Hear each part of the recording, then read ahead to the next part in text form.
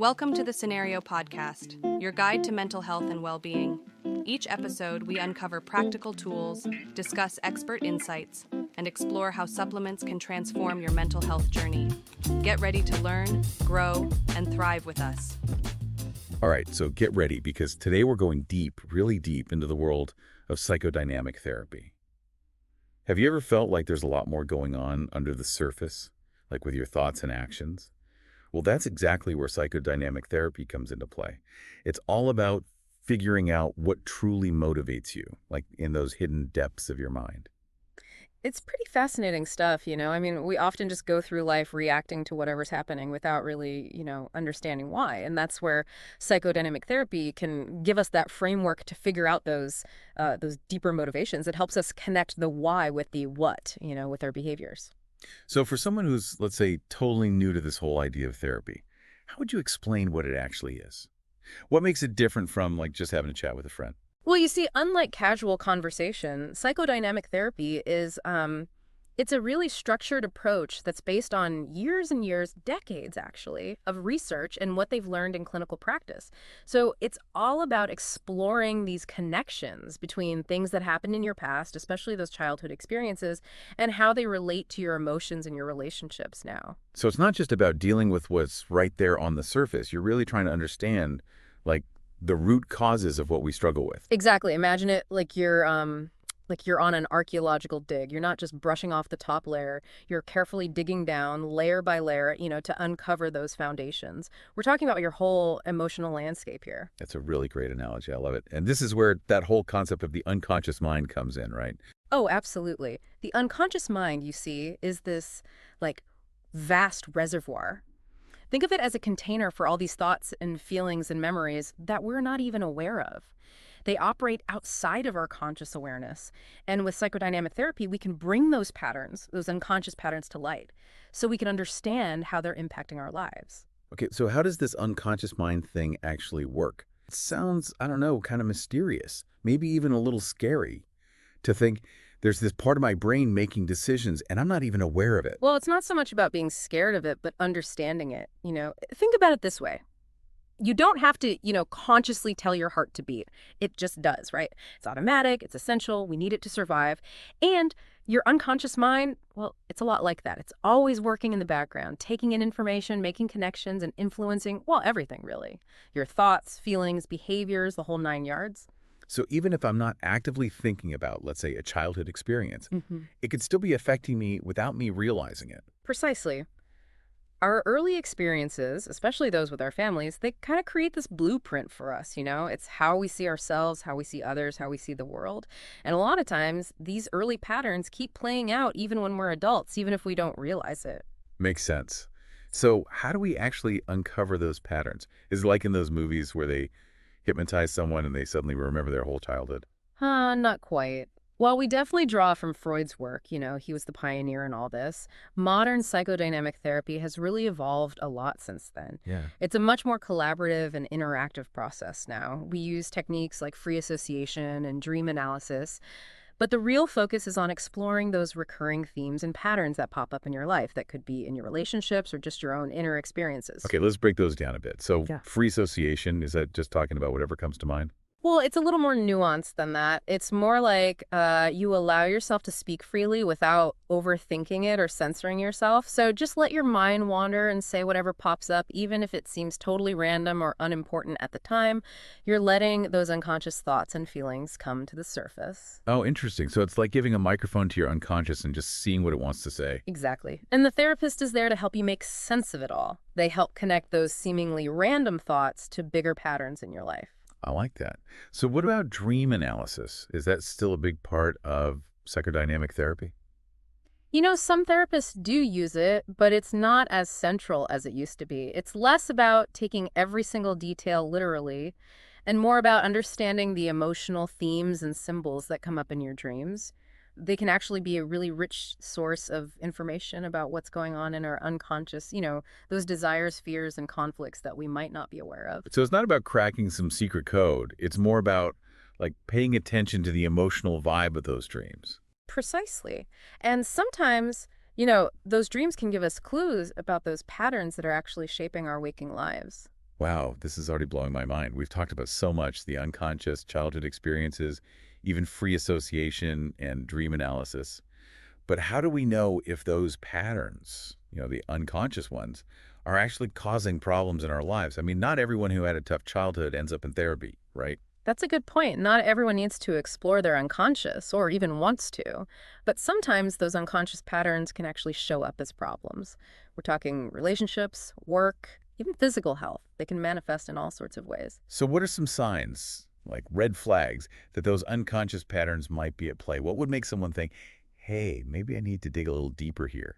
Well, let's say you notice you're having the same conflicts in your relationships over and over. Like maybe you always seem to attract partners with the same negative traits, or you keep having the same arguments.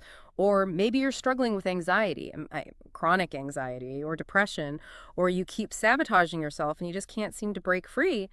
Those could be signs. Ah, okay, so those times where we feel stuck, like repeating the same patterns over and over, that could mean our unconscious is running the show. You got it.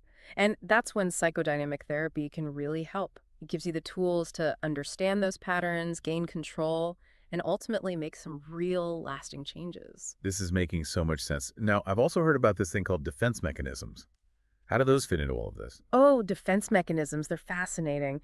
Basically, they're strategies that our unconscious mind uses to protect us, from those thoughts and emotions that feel too uncomfortable or painful. So it's like our mind is shielding us from stuff that just feels too intense. Exactly. And it's important to remember that they're not necessarily bad.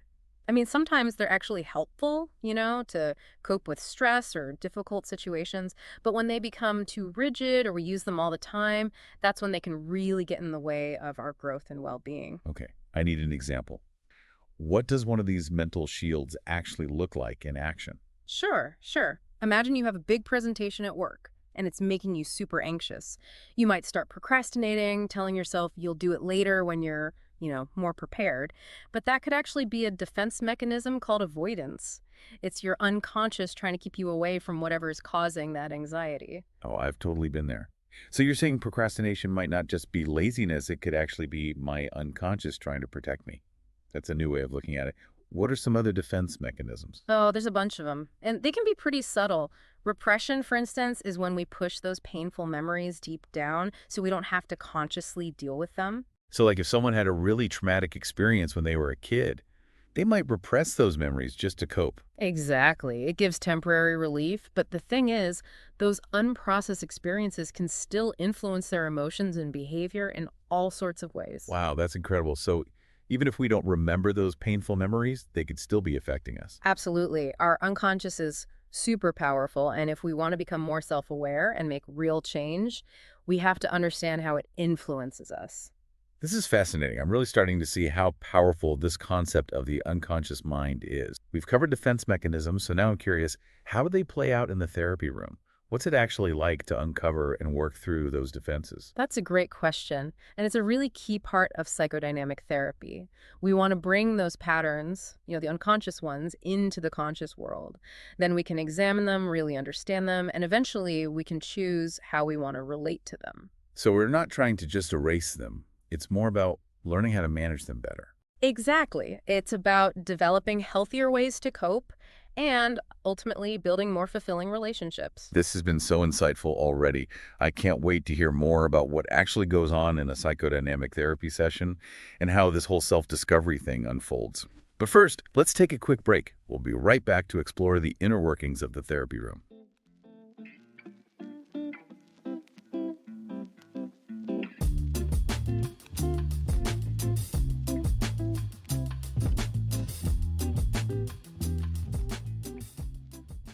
All right, so we've talked about this whole hidden world, this unconscious mind, but now let's actually step into the therapy room. What really happens in a psychodynamic therapy session? Well, imagine like a space where you can be totally yourself, a place where you're free to really explore all those deep thoughts and feelings, without anyone judging you. That's what a psychodynamic therapy session is all about. Okay, but what's that actually like? Is it all like lying on a couch and spilling your guts like in the movies? Well, the couch is optional, isn't as important as that feeling. You have to feel safe and trust the therapist. You know what I mean? That's the essence of it.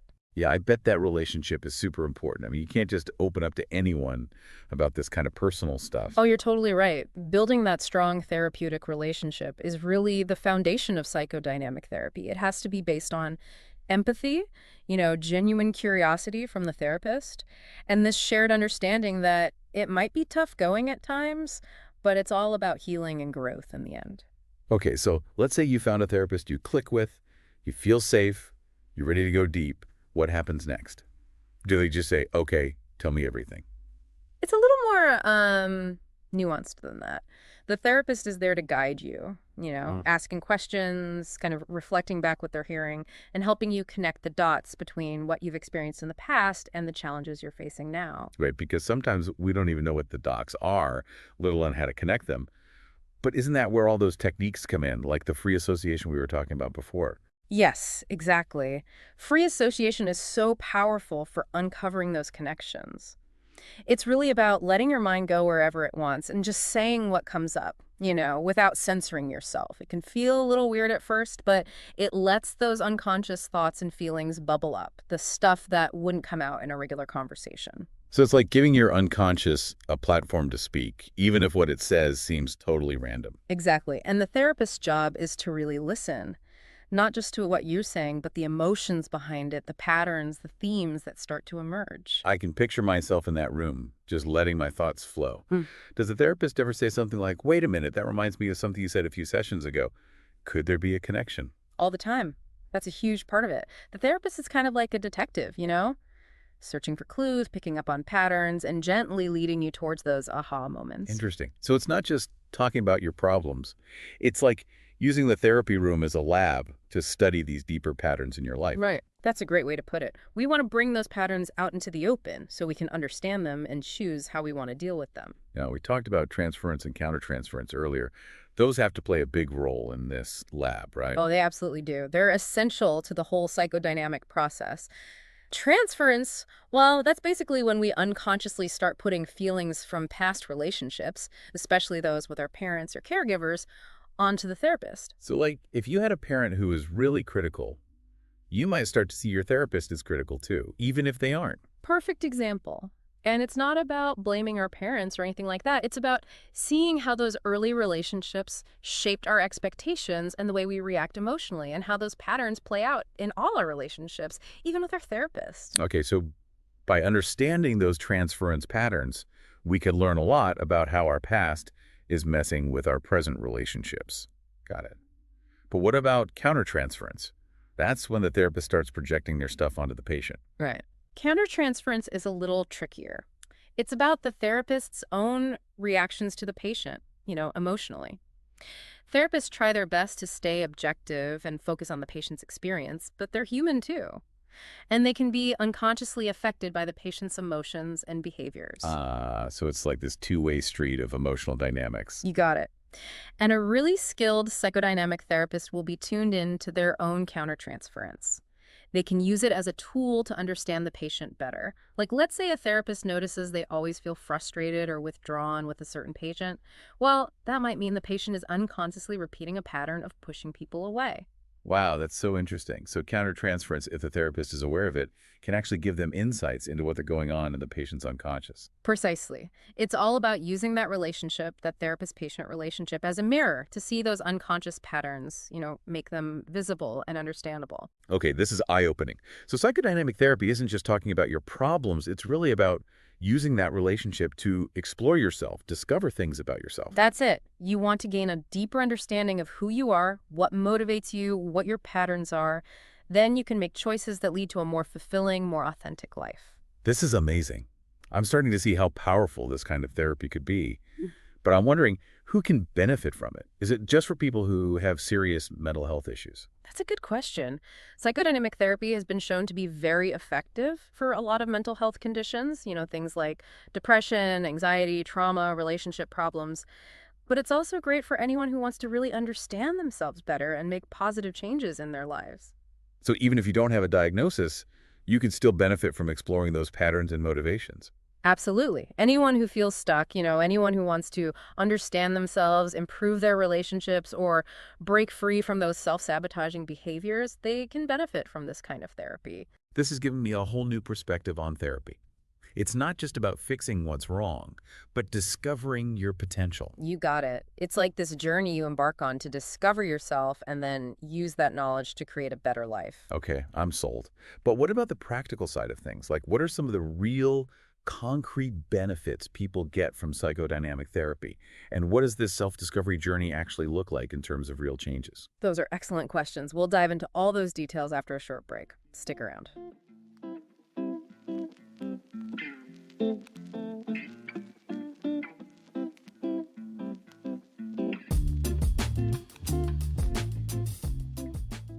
Okay, so we've gone deep into this world of psychodynamic therapy, talking about all this stuff, the unconscious mind, defense mechanisms, what it's actually like in the therapy room. But let's bring it back down to earth for a minute. What are some real, tangible benefits that people get out of this type of therapy? Well, one of the biggest, most profound benefits is increased self-awareness. When you shine a light on those unconscious thoughts, those emotions, the patterns, you finally start to understand, really understand who you are and why you do the things you do. It's like you finally have a map to figure out your inner world, you know? So like you're not just being swept away by your reactions anymore. You're understanding the why behind them. Exactly. And with that self-awareness, you get better at regulating your emotions, you know? You start to see your triggers, you see your defenses, you see those patterns that make you react in certain ways. And then you can respond to things with more intention. You're less reactive. You're more in control. You're not letting those emotions boss you around anymore. Right. You start to realize that you actually have choices in how you respond to things. You're not just stuck with those old patterns from your past or whatever your unconscious is throwing at you. That's got to feel so empowering. It is. And that feeling, it can spread to other parts of your life, too. People say their relationships get better. They feel more comfortable setting boundaries. They can communicate what they need. They can form those deeper connections. Some people even find more satisfaction at work because they're more aware of their strengths and weaknesses, and they can make better choices about their careers. So it's not just about feeling better on the inside. It changes how you interact with the whole world. Exactly. But you have to remember, psychodynamic therapy, it's not some quick fix, It takes time. It's a process, this exploration and self-discovery. It unfolds gradually. But the things you learn along the way, those insights, those skills, they can really change your life for the better. Okay, so we've got increased self-awareness, better emotional regulation, that's great. But what about those specific conditions, the things we talked about before, like anxiety and depression and trauma? How does psychodynamic therapy actually help with those? It's been shown to be really effective for a whole range of mental health conditions.